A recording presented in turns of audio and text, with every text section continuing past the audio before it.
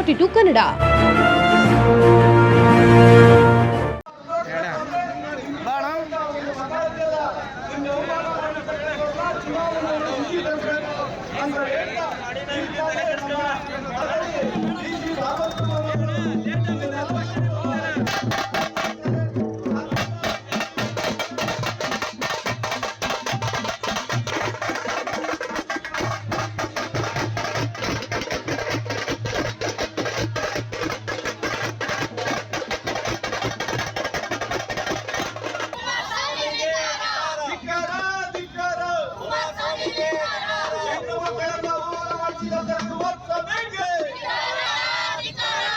ಇವತ್ತೊಂದು ದಿವಸ ನಾವು ಪ್ರತಿಭಟನೆ ಮಾಡ್ತಾ ಇರುವಂಥದ್ದು ನಮ್ಮ ಈ ಕರ್ನಾಟಕ ರಾಜ್ಯದ ಮಾಜಿ ಮುಖ್ಯಮಂತ್ರಿ ಕುಮಾರಸ್ವಾಮಿ ಅವರು ನಮ್ಮ ಮಹಿಳೆಯರ ಬಗ್ಗೆ ಅಗೌರವವಾಗಿ ಮಾತನಾಡಿದ್ದಾರೆ. ನಮ್ಮ ರಾಜ್ಯದಲ್ಲಿ ಕರ್ನಾಟಕ ರಾಜ್ಯದಲ್ಲಿ 5 ಗ್ಯಾರಂಟಿಗಳನ್ನು ಏನು ಕೊಡ್ತೀವಿ ಅಂತ ಹೇಳಿ ಪ್ರಣಾಳಿಕೆಯಲ್ಲಿ ಹೇಳಿ ಇವರು ಬಿಡುಗಡೆ ಮಾಡಿದ್ರು. ಏನು ಮಾತಂತೆ ಬಿಟ್ಟರು ಮಾತಂತೆ ನುಡಿದಿದ್ದಾರೆ. ಅದೇ ಪ್ರಕಾರ ಮಹಿಳೆಯರು ಇವತ್ತು ಗೃಹಲಕ್ಷ್ಮಿಯಲ್ಲಿ 2,000 ತಗೊಳ್ತಾ ಇದ್ದಾರೆ. ಉಚಿತ ವಿದ್ಯುತ್ ವ್ಯವಸ್ಥೆಯನ್ನು ಪಡ್ಕೊಳ್ತಾ ಇದ್ದಾರೆ. ಬಸ್ ಪ್ರಯಾಣವನ್ನು ಕೂಡ ಉಚಿತವಾಗಿ ಪಡ್ಕೊಳ್ತಾರೆ.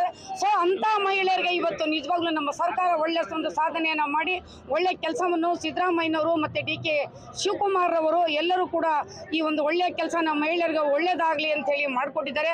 ಅಂಥ ಒಂದು ಕೆಲಸದ ವಿಚಾರದಲ್ಲಿ ಈ ಕುಮಾರಸ್ವಾಮಿ ಅವರು ಗೌರವಾನ್ವಿತವಾಗಿ ಇವರನ್ನು 2 ಸಾರಿ ಮುಖ್ಯಮಂತ್ರಿ ಆಗಿದ್ದಂಥವರು ಇದೇ ಕಾಂಗ್ರೆಸ್ ಸರ್ಕಾರದ ಒಂದು ಸಹಾಯವನ್ನು ಪಡ್ಕೊಂಡು ಮುಖ್ಯಮಂತ್ರಿ ಆದಂಥವರು ಈ ಮುಖ್ಯಮಂತ್ರಿ ಬಾಯಲ್ಲಿ ಇಂಥ ಒಂದು ಮಹಿಳೆಯರ ಬಗ್ಗೆ ಅವಾಚ್ಯ ಶಬ್ದದ ಮಾತುಗಳು, ಮಹಿಳೆಯರು ದಾರಿ ತಪ್ಪಿದ್ದಾರೆ ಅಂದರೆ ಯಾವ ರೀತಿ ದಾರಿ ತಪ್ಪಿದ್ದಾರೆ, ಯಾಕೆ ದಾರಿ ತಪ್ಪಿದ್ದಾರೆ ಅಂತೇಳಿ ಅವರು ಮಹಿಳೆಯರ ಬಗ್ಗೆ ಕ್ಷಮೆ ಕೇಳಿ ಏನು ಅದಕ್ಕೆ ಯಾಕೆ ಈ ಥರ ಅವಹೇಳನಕಾರಿ ಮಾತಾಡಿದ ಅದಕ್ಕೆ ಉತ್ತರವನ್ನು ಕೊಡಬೇಕಾಗ್ತದೆ. ಇಡೀ ಕರ್ನಾಟಕ ರಾಜ್ಯಾದ್ಯಂತ ಸ್ವಾಭಿಮಾನಿ ಹೆಣ್ಣು ಮಕ್ಕಳು ಇವತ್ತು ಗೃಹಲಕ್ಷ್ಮಿ ಯೋಜನೆಯನ್ನು 5 ಗ್ಯಾರಂಟಿಗಳು ಎಲ್ಲರೂ ಕೂಡ ಪಡ್ಕೊಳ್ತಾ ಇದ್ದಾರೆ. ಇವತ್ತು ಎಲ್ಲರಿಗೂ ಇವರು ಉತ್ತರವನ್ನು ಕೊಡಬೇಕಾಗ್ತದೆ. ಇಲ್ಲ ಅಂದರೆ ಇಡೀ ರಾಜ್ಯಾದ್ಯಂತ ಇವತ್ತು ಹೋರಾಟವನ್ನು ಮಹಿಳೆಯರು ಮಾಡಲಿಕ್ಕೆ ಇವತ್ತು ಎಲ್ಲ ಮುಂದೆ ಬರ್ತಾ ಇದ್ದಾರೆ. ಅವರ ಆರ್ಥಿಕ ಸ್ವಾವಲಂಬನೆಗೋಸ್ಕರ ಮಾಡಿದೆ.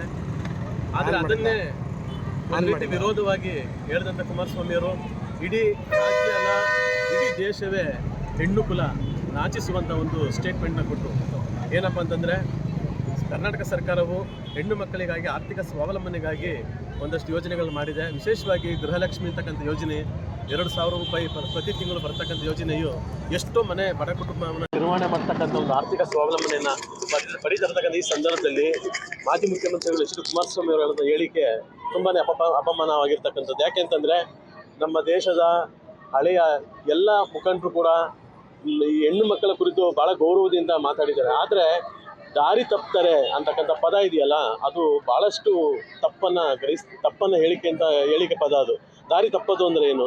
ಈ ರೀತಿ ಹೇಳುವಂಥದ್ದು ಒಬ್ಬರು ಮಾಜಿ ಮುಖ್ಯಮಂತ್ರಿ ಕುಮಾರಸ್ವಾಮಿ ಅವರು ಅದಕ್ಕೆ ಆ ಶೋಭೆ ತರ್ತಕ್ಕಂಥದ್ದಲ್ಲ. ದಯಮಾಡಿ ಕುಮಾರಸ್ವಾಮಿ ಅವರು ಈ ಕೂಡಲೇ ಆ ಒಂದು ಪದಕ್ಕೆ ಅವರು ಕ್ಷಮೆನ ಇಡೀ ರಾಜ್ಯದ ಹೆಣ್ಣು ಮಕ್ಕಳಿಗೆ ಕ್ಷಮೆಯನ್ನು ಕೋರಬೇಕು.